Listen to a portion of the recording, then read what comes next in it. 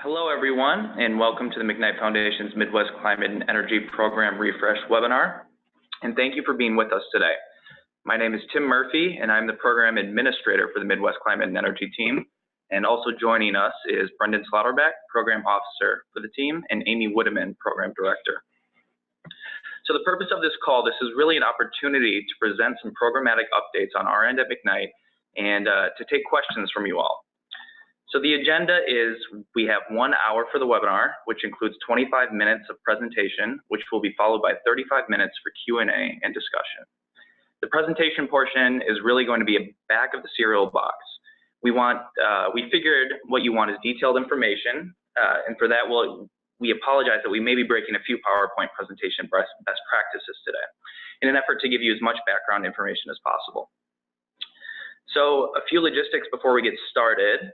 The webinar will be recorded and available on the McKnight website, which if you haven't checked out recently, it has gone through a major update, and we invite you to go take a look and send us comments. Our hope is that it is more navigable and much more streamlined than it was before. Secondly, the webinar recording will also be on that website under the Midwest Climate and Energy section, along with an associated blog post from Amy explaining the updated program strategy and updated grant-making guidelines. And finally, given that there will be 80+ participants on this call, your line will stay muted, but you can ask questions at any time using the Q&A function on the Zoom toolbar. So we will turn to answering those questions during the second half of the webinar, and I think that covers our logistics. So with that, I will turn it over to Amy to take it away. Thanks, Tim. Good morning, everybody. This is Amy Woodeman again, Program Director for the Midwest Climate and Energy Program here at McKnight. And as Tim said, we have about 25-30 minutes worth of background slides to go through before we'll turn it to your questions. So I'm going to begin that background by situating our strategy refresh in the broader external landscape in which we work.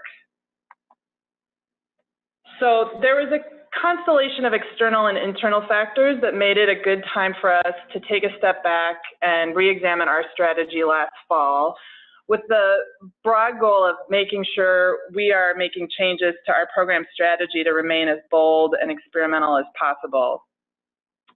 Among other reasons why this was a good time for us to do the strategy refresh, 2018 marks our 5-year anniversary for the McKnight Midwest Climate and Energy Program launching. And since we launched in 2013, there have been lots of changes to the external environment in which we work, including, of course, tremendous growth in clean energy markets and electric vehicle adoption, as well as associated changes to the grid and rate design, and in parallel with a historic decline in coal. At the same time that there's lots of positive changes on the landscape, there's also new climate change analysis of what it will take to stay on a 2-degree path. And as most of you know, that suggests a very significant acceleration in the progress that we're making. There have been some important changes to the political landscape, and in this absence of federal climate leadership during this time, we need even greater leadership from states and regions. And then finally, many of our grantees and partners, many of you probably on the webinar today, have begun adopting a deep decarbonization analysis for your own programs. So a little more detail on this background external landscape. Thanks to tremendous work by grantees and partners in the Midwest and throughout the country, supportive policy and regulatory environments established over the last couple of decades have led to a steady decline in carbon emissions from the power sector. At the same time, as I mentioned, the newest climate change analysis demonstrates that despite the progress, we have to go much further, much faster. As you can see on the right, over the last decade, U.S. emissions have been dropping, but sobering is the word that comes to mind when we look at the scale of the change that we need to make, and a much steeper curve than the trajectory that we've been on to stave off the worst impacts from climate change. So for many years, grantees and partners in the Midwest have focused on policy frameworks such as state mandates for renewables and energy efficiency, and these efforts have made a difference. This data is from a recent Midwest Midwest Energy News Story, which lists the important commitments that have been made by regional investor-owned utilities in the Midwest to incorporate more renewables and to reduce their overall carbon footprints. And as we know, these commitments are now in many cases surpassing state renewable energy and carbon reduction goals and statutes. So again, I think we can take from this that the community's focus on reducing emissions from the power sector over the first with now is what are the market and policy levers to accelerate this progress. In addition, as the power sectors become cleaner, we're starting to shift some of our attention to other sectors of the economy, like transportation. For the first time since the 1970s, the transportation sector is now surpassing the power sector in total emissions. So what do all of these external factors mean for our grant-making program? Our program remains the same, including a focus on clean energy and climate leadership from the Midwest. The McKnight Foundation, as many of you know, is a place-based funder, so our geographic focus is consistent with where the majority of the foundation's other grant-making dollars are directed. At the same time, our board and staff recognize that there are important opportunities for regional clean energy leadership in the Midwest, in our region of the country. We're the largest emitter regionally of emissions, given our dependence on coal and our heavy industry. And we all know that clean energy solutions that take root in the Midwest can uniquely influence national and global efforts. And in the last 5 years, we've been collectively building stronger state-based infrastructure in the Midwest to advance clean energy, and we think we're in a really strong position to take this collective work to the next level. So putting these external and internal factors together, for the next few years, we will be using a decarbonization framework as the underlying analytical structure for the Midwest Climate and Energy Program. Put simply, we'll continue supporting efforts to clean the electric grid while also starting to put more resources into strategies that seek to electrify other parts of the economy, like light-duty vehicles. And we also recognize that we must maximize efficiency throughout the energy system as we proceed. So even as electrical demand may grow with cleaner forms of energy supplying that growth, conservation stays fundamental to the transition that we're making overall. So during our strategy refresh work last fall, we identified what we deemed to be the key drivers that philanthropy is particularly suited to leverage in order to advance this transformation. And these are where we'll be making our investments over the next 3 to 5 years. I'm going to turn it to my colleague Brendan to walk through these drivers. Thanks, Amy, and good morning, everyone. As Amy noted, we have identified these 6 primary drivers of change that we will seek to motivate through all our tools, including grant making, convening, and impact investing. These are the drivers where we will focus our philanthropic intervention and determine how we measure our progress over the next 3 to 5 years. As Amy referenced earlier, we know that to achieve the scale of change we need to keep the world on a 2-degree C trajectory, we believe these drivers need to be focused on policy, regulatory, and other venues which can influence market structures and signals. I'm going to now go through each of these briefly and provide a few examples of each. The first of these we call utility motivation. Because electric utilities are such important actors in the U.S. energy system, aligning their motivations, whether that is financial or their responses to regulatory motivations, with the public interest and decarbonization goals, has proven to be a powerful driver of change, and we believe will continue to be in the future. So we will continue to support efforts to leverage utility power to build, invest, and advocate for clean energy outcomes. A great example of this is the E21 initiative that McKnight has supported over many years. which is co-led by the Great Plains and Center for Energy and Environment. And E21 works to align utility business model and incentives with public policy goals. The second driver we call champions at all levels.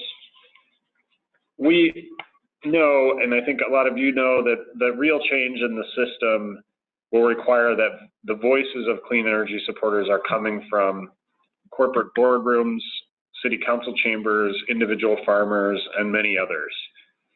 For this chorus to form, Midwesterners of all races, socioeconomic backgrounds, and in all geographic locations need to see and feel benefits from clean energy. So our program will support efforts to engage and amplify the voices of these diverse champions who are calling for more clean energy solutions.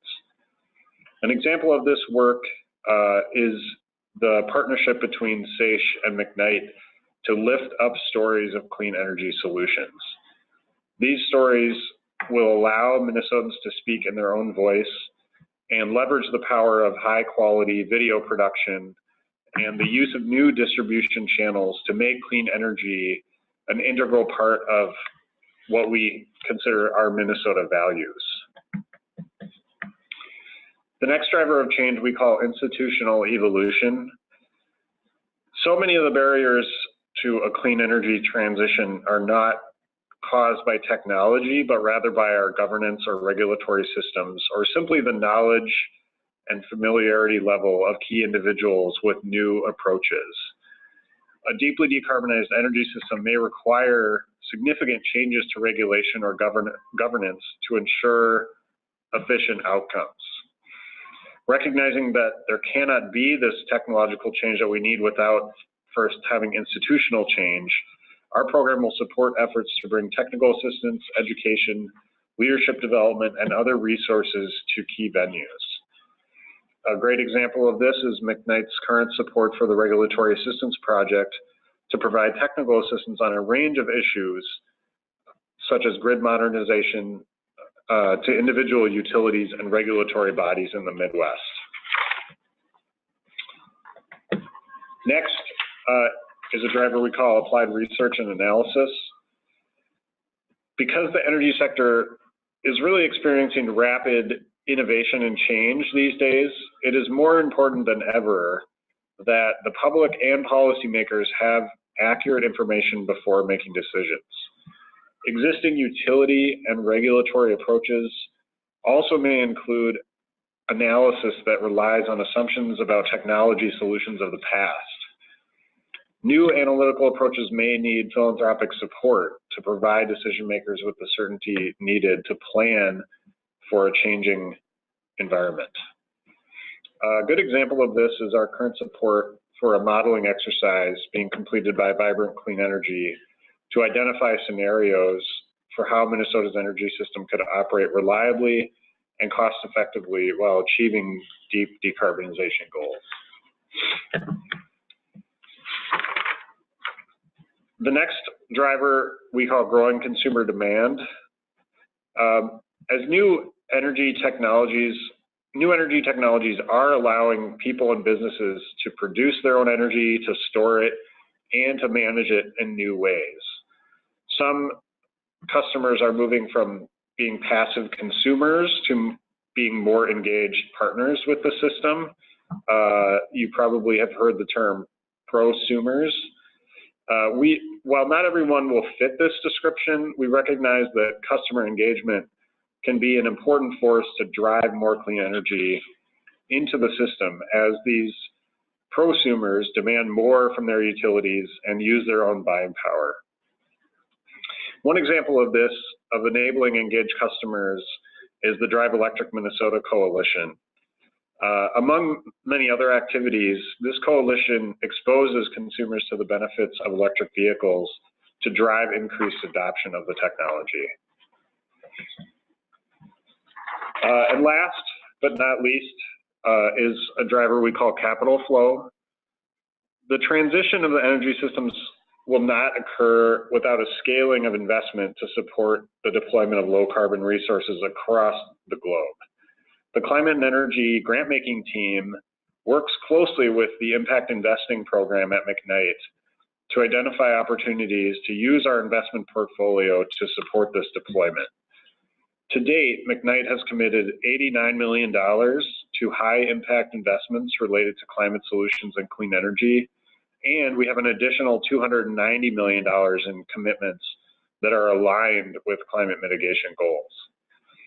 In addition to a direct investment, we also seek to use our position as a financial products consumer and a shareholder to influence corporate response to the challenge of climate change. I'm going to turn it back over to Amy at this point for the conclusion. Yeah, thanks, Brennan. Slide. So we've got about 10 minutes of slides left. Thanks. So you've heard about the analytical framework that we'll be using for the program and the drivers that we'll be leveraging for our grant making and our investments. And by the way, on the McKnight website is a section dedicated to the impact investing program. So if you'd like to check that out, there's lots of information there, including companies that we are invested in. You might be interested in checking out. So just want to remind everybody and underscore that McKnight throughout this work does not support lobbying with our grant making dollars.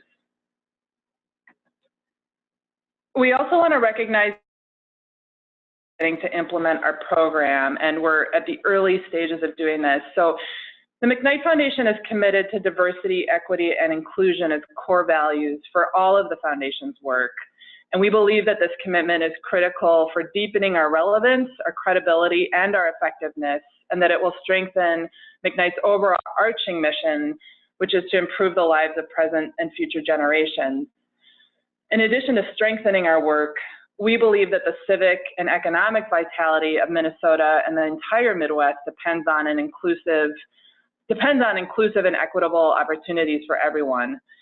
As a symbol of our commitment and to provide more information to our partners and stakeholders, McKnight released a statement about diversity, equity, inclusion in January, which again you can find on our website. At the program level, in climate and energy, we've drafted some goals related to this foundation-wide commitment to DEI for our work over the next few years.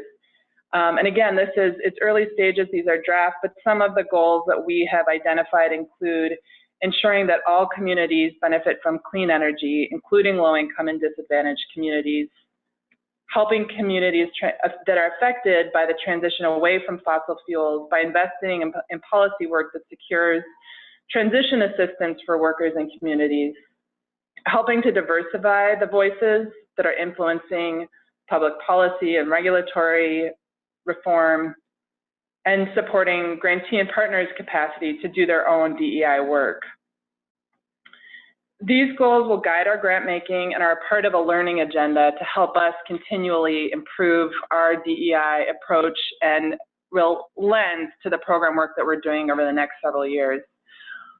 One way that you may first experience our efforts around this new DEI commitment is through a demographic survey that McKnight will be adding to all of our grant applications in the near future. And this survey will ask grantees to voluntarily provide the demographic information for your staff and board and ask grantees to reflect on how their proposed work may impact different demographic, cultural, and socioeconomic groups. So the mission again for the program is to advance climate and clean energy leadership in the Midwest.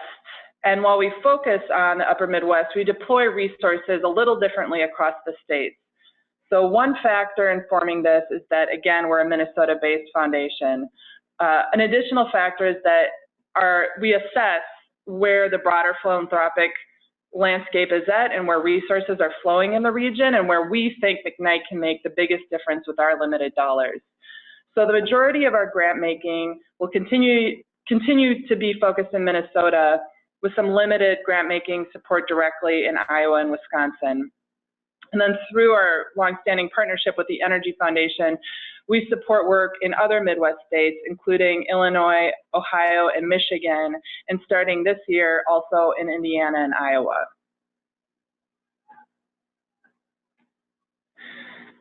We strive to be a learning organization, and we recognize that in this really quickly evolving and complex system in which we work, we need to use tools that support our ongoing learning and adaptive action. And in a variety of ongoing ways, we take in data and feedback and information and seek to make sense of these inputs to make pivots to our strategies as necessary. So the following 4 questions flow, again, from this decarbonization analysis and the drivers that Brendan outlined, and comprise what we call our learning agenda for 2018. So this is something that we do annually, and it gives you a sense of where we'll be prioritizing resources and how we're thinking about goals for these broad areas of work. The first is, what will it take for half of light-duty vehicle sales to be electric by 2035? What will it take to transition to a 90% carbon-free electricity system in Minnesota and the upper Midwest? What will it take to make a clean energy future part of Minnesota's and the Midwest's sense of identity and cultural values?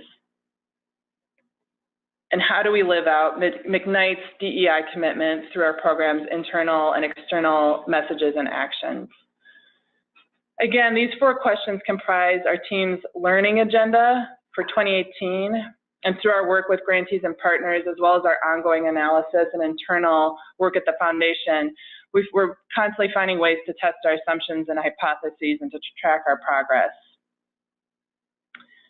So, wrapping up here, before we turn to your questions, and feel free again to use that Q&A section on the Zoom toolbar, we just want to end our presentation portion of the webinar by thanking all of you, in addition to the grantees and partners that can't be on the webinar today.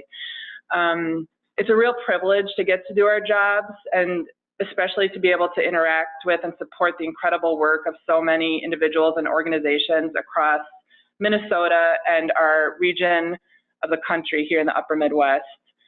Together, we're really making some incredible progress, and despite our, the significant and complex work ahead of us, we really believe that we have a clear line of sight and the talent and commitment and resources to make the changes that we need to see here in the upper Midwest. So thanks to all of you for your work, and we'll turn it to questions that you have. And again, use your Q&A.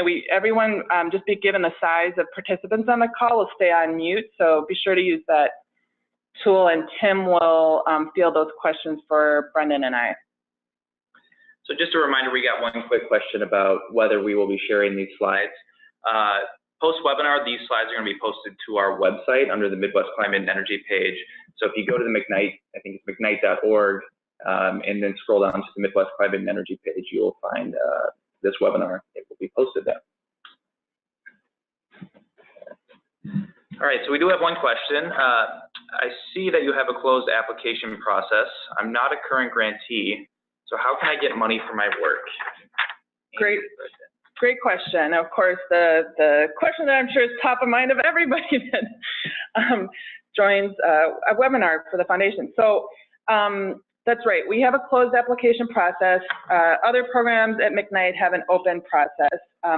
Because, as you heard, we have relatively specific set of strategies and geographies in which we're funding, we ask that you email or call us and set up a time to discuss your ideas by phone.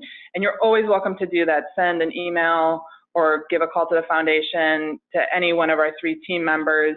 And we use that process simply to save everybody time, to be sure that we're in alignment before we move forward with our 2-step application process. But our contact information is on the McKnight website again. Okay, another question. How will McKnight's commitment to DEI show up in grant making in the future?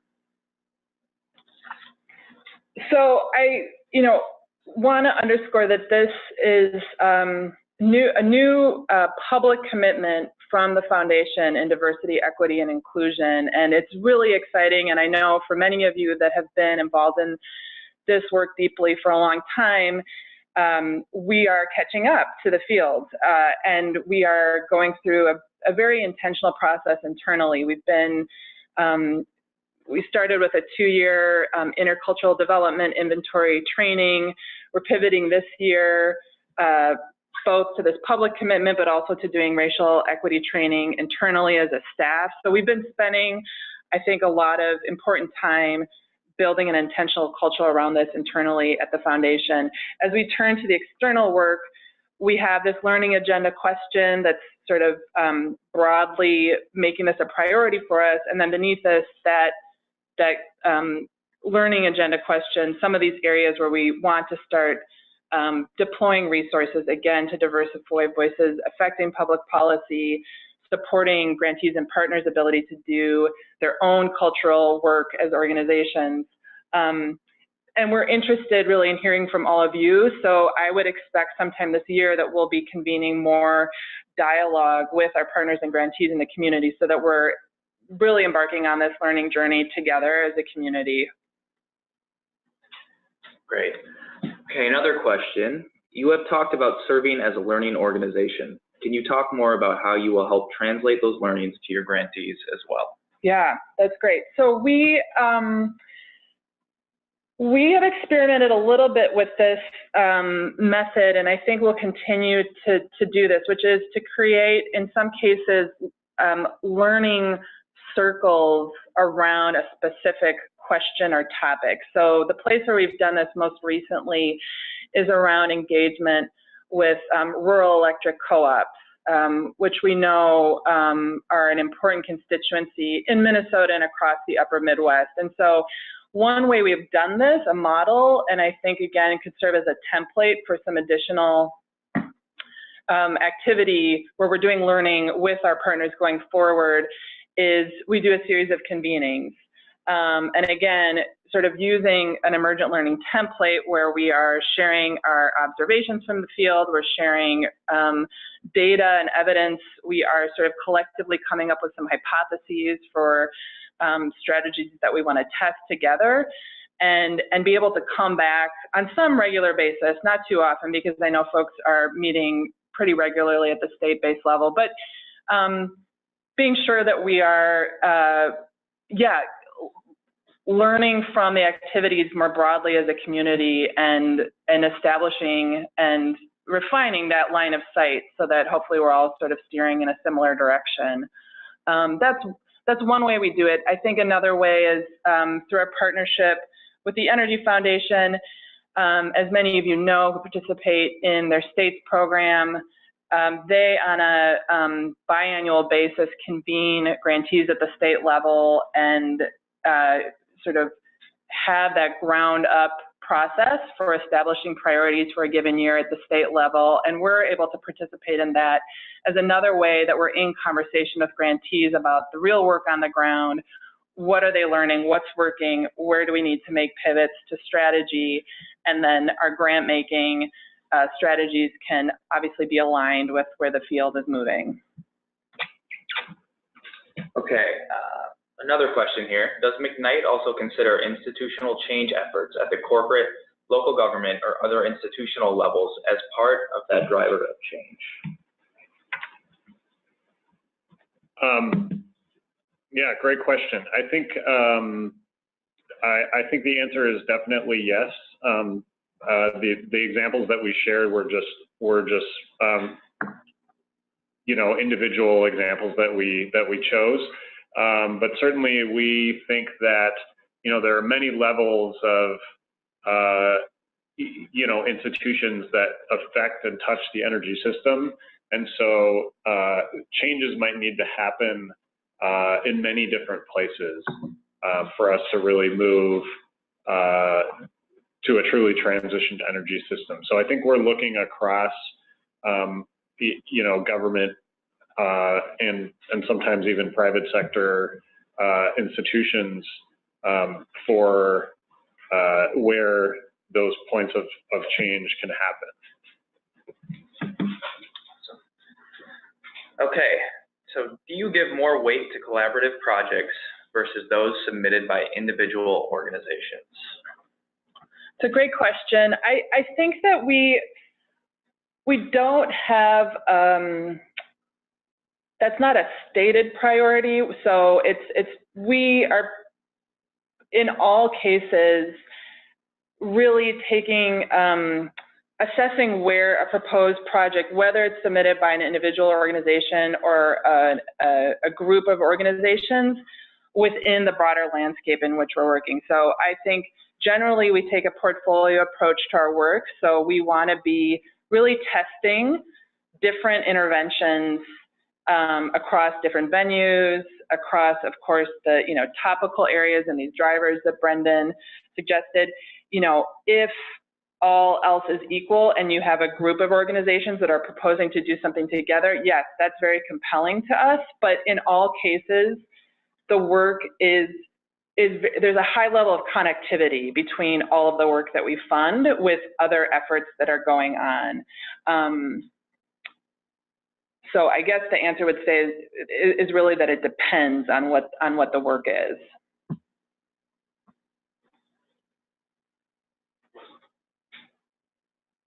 Okay, we have another question coming in here.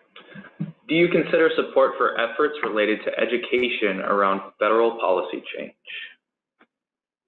So we have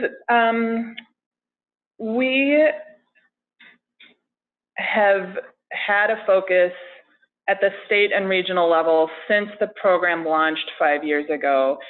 And we are really fortunate in that we are a part of a larger ecosystem of climate and energy philanthropy across the country. And so again, we're pretty intentional about having an understanding of what that broader landscape is, what the needs are at the state, regional, and federal level, and also where this sort of flow of philanthropic dollars are going. So for the most part, we have relied on our funding partners at the national level, larger national philanthropies, such as the Hewlett Foundation, MacArthur Foundation, that are supporting a lot of efforts at that national and federal level. We will, on a case-by-case basis, support efforts. So I will say that we have had in the last 2 years some surge funding available that is coming from other funding sources within McKnight that we have been able to use to add some, additional support to federal defense efforts. But for the most part, our resources are really directed at the state and regional level, where we feel like we can make a unique contribution to the work broadly. Okay, great question. So we do have another one. Do you anticipate any changes to how you work with the Energy Foundation in the Midwest? No, we had shared a few, towards the end of the presentation where we're directing resources. So the Energy Foundation has been a long-standing partner of McKnight going back 20 plus years. And in the last 5 years, especially as they have taken a regional approach and we have launched the Midwest Climate and Energy Program, we have really been intentional again about how we can complement one another's grant-making strategies in the region. So again, we are directing most of our direct grant-making resources to Minnesota, some limited grant-making in Iowa and Wisconsin, and then through the Energy Foundation support efforts in other states. We're very excited that we're able to support their expanded work into Indiana and Iowa this year. So no substantial changes there. Another question came in. Does the impact investing portfolio include investments in physical assets? To date, the portfolio has not included investments in physical assets. And that has not been an area that the investment committee has considered. The question did mention loans and other financing tools. The foundation has provided, again, through the impact investing program, support through program-related investments to to projects that are basically capital projects. So, for example, low-interest loans to affordable housing funds, for example. So that's a little bit different than investment in a physical asset, but it is providing a financing tool for specific projects. So on a case-by-case basis, low-interest loans are a tool that our impact investing program has used in the past. Mm-hmm. And we definitely invite, if any of you have projects that you think would be of interest, that are aligned with our climate and energy goals, invite you to contact us or the director of our impact investing program, Elizabeth McGovern. We work really closely to sort of marry grant making and investments to, again, push the system in the direction that we think it needs to go in the public interest. And I would just add that it's, please take a look at the impact investing website, as they have really great detailed descriptions of all the investments that they make, and it really helps you get a flavor for the type and structure of the investments that they've approved in the past. Mm-hmm. So let's see. Keep the questions coming. We're just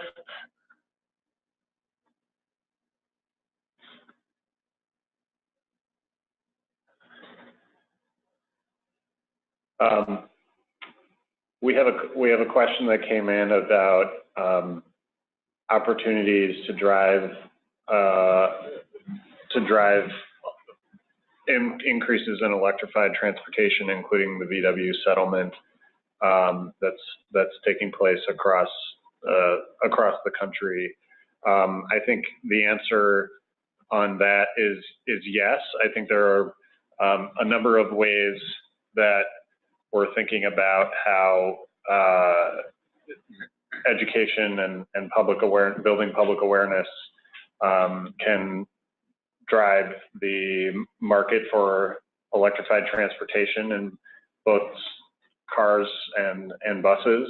The VW settlement is certainly a really great opportunity for many states to invest money to build charging infrastructure to help make those options a reality for people.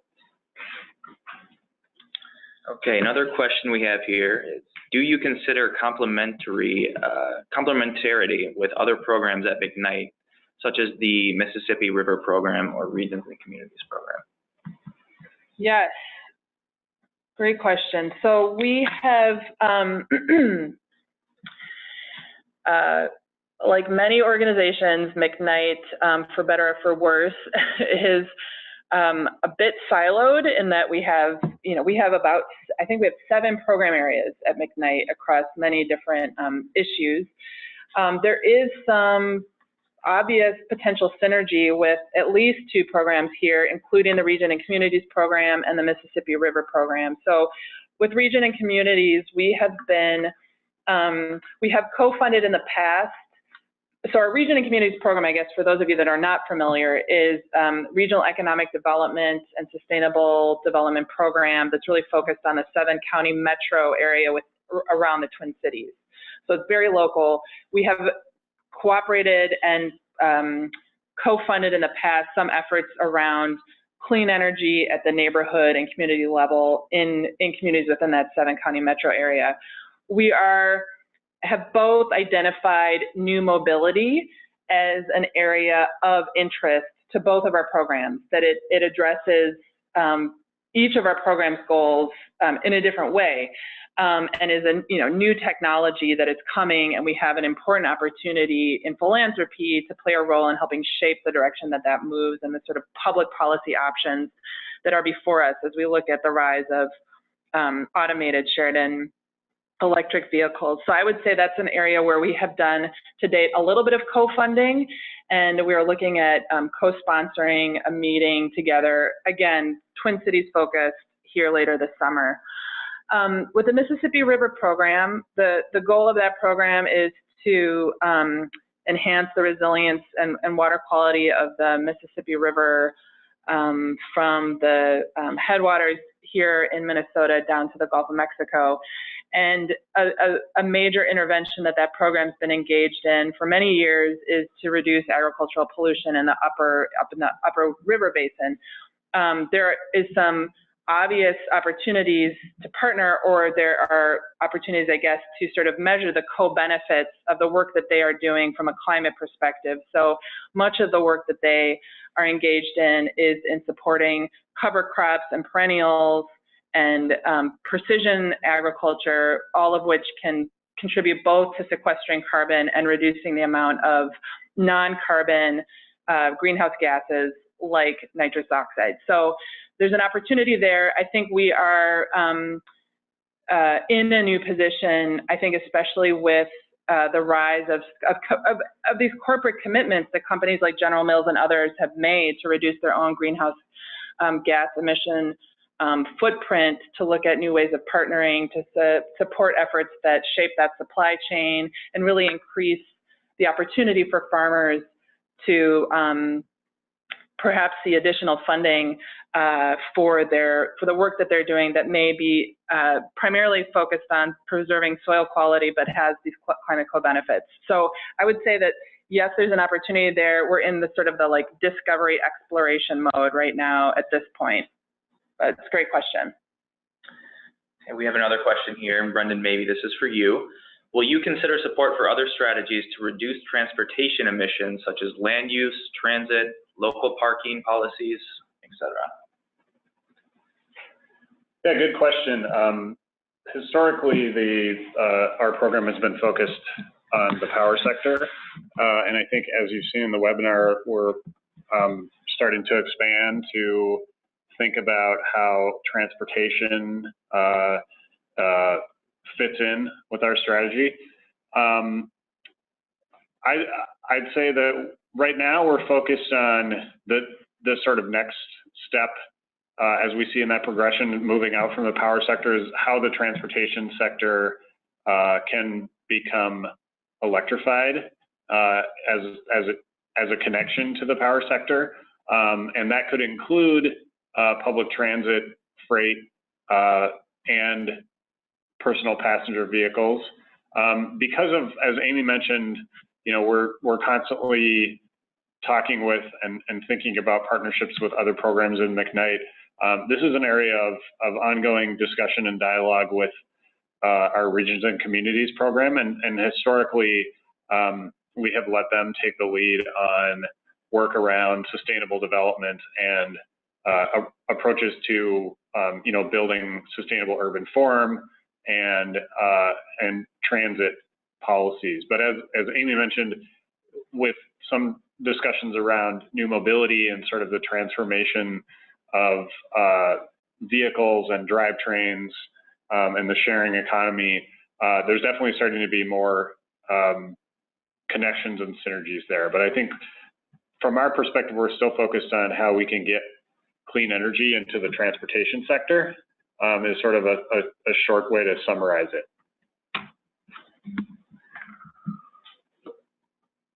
See, we've got about 15 minutes left, so be sure to submit questions that you have. We're just waiting for some more to come in. So along with transportation, what are your electrification priorities?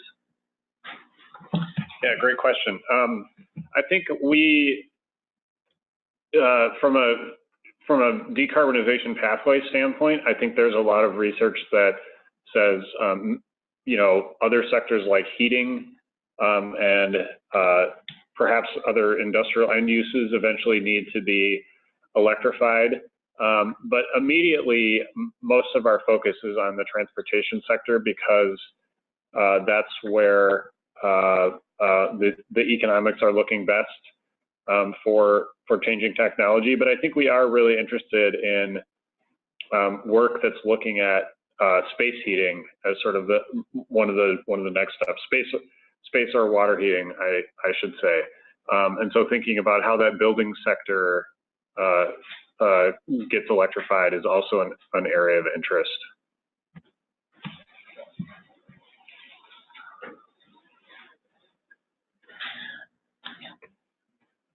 All right, another question came in. So how do you see the DEI focus aligning with the deep decarbonization focus?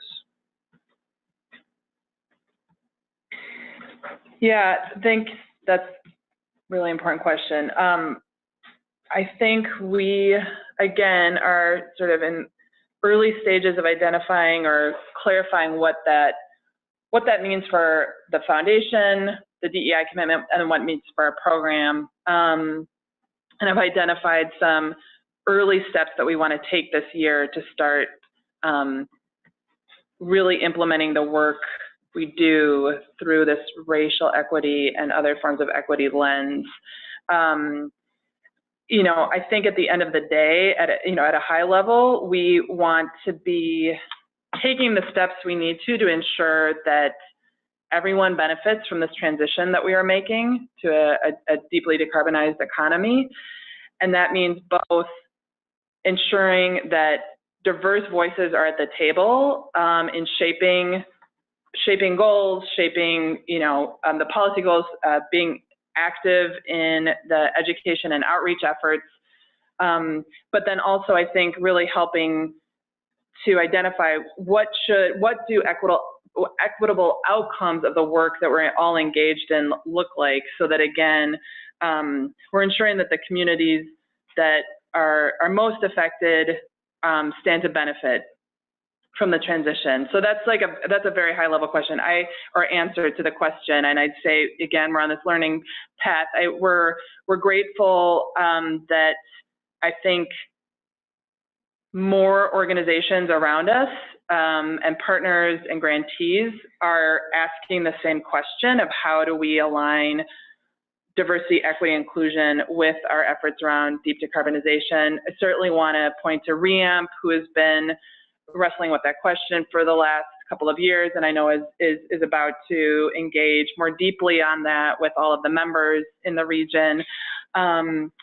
We are excited to see that the Midwest Environmental Justice Network is starting to look to deepen its work in the region. With the Energy Foundation and also with the Joyce Foundation and other foundations nationally, McKnight is engaged in a process that's called In Deep, which is sort of a series of trainings and community of practice for funders in environmental philanthropy, including climate and energy, to begin to wrestle with this. I think that we're early. We're taking some steps so that it's not just a statement, we're actually changing our actions. But I believe that we're at the early stages, and that what we're looking at is probably a more fundamental transformation than, simply some, different ways of funding, I guess. I think we're looking at really transforming the way that we even look at the problem, the way we consider it, the way we shape goal setting. So, but want to call out that there's multiple places within REAMP, within this In Deep cohort, within groups who have been at the front lines of doing EJ and racial equity and social justice work for decades, where we are engaged in this conversation, are really looking to learn from others and learn alongside others. Okay. So we have a grant making process related question. Do we have an anticipated timeline for when we will begin accepting proposals that align with these updated program goals? Yeah, great question. Well, our program operates on a quarterly proposal cycle. Again, we're an invitation-only program, so and we do. I would say we don't move really quickly. So we start each quarterly cycle many months before the final board decision on the grants. The best way to understand sort of where we are in the timeline is probably to reach out to one of us, or Amy or myself or Tim, to ask about where we are in the cycle and what the next board meeting is, to really understand the dates. And we can talk through interest in your idea as well. see. Last call for questions. The floor is open.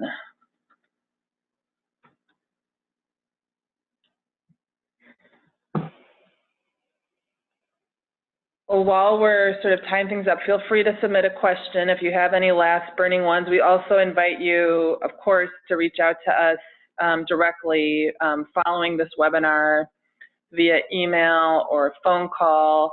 Again, really appreciate your time in joining us for this webinar. Hopefully some of this information about why we've chosen to move in this direction and what that looks like has been helpful to you in answering your questions. This webinar has been recorded, so again, it will be available on the Midwest Climate and Energy section of our website.